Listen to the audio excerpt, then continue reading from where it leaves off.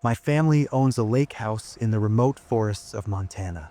We only visit for a couple of short weeks each year during the peak of summer. The house is 2 stories tall, with an attic that my younger sister, Lily, and I used to love as kids. We would climb up there with sleeping bags and pretend we were camping, even bringing our puppy along.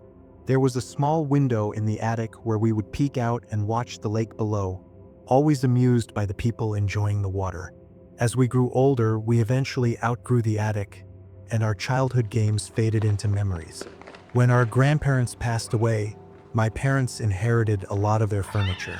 The attic soon became a storage space, packed with sentimental hand-me-downs. It felt bittersweet, but knowing that little pieces of our grandparents remained with us was comforting. Over time, visiting the lake house became difficult due to our busy schedules. At best, we could manage a week-long trip, but nothing beyond that.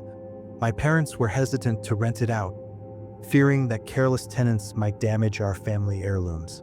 However, a few years ago, they met an elderly veteran named Walter, who worked as an antique restoration specialist. Eventually, my parents signed a year-long lease with him, trusting that he would respect the property. Walter was an odd-looking man, small, hunched, with white hair and a greasy, unkempt beard. His raspy, unsettling voice made him even more off-putting. My dad bonded with him over their shared military background and insisted that he deserved a good place to stay. None of us were comfortable with the arrangement, but our opinions didn't matter. My dad assured us it was the right decision. We didn't visit the house that summer, but my parents stayed in contact with the landscapers who maintained the property. They occasionally checked in on Walter, ensuring everything was in order. The setup seemed ideal. He got a quiet home and we had peace of mind. However, months later, things took a dark turn. The landscapers reported disturbing behavior. They often saw Walter sitting on the porch, staring at children playing near the lake.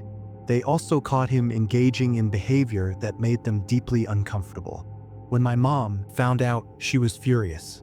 She spent months pressuring my dad to evict him, arguing that it was irresponsible to let him stay. My dad, loyal to a fault, hesitated, but eventually, when the lease ended, he told Walter he had to leave. To soften the blow, he lied, saying the house needed major repairs and would be unlivable for months. Walter left without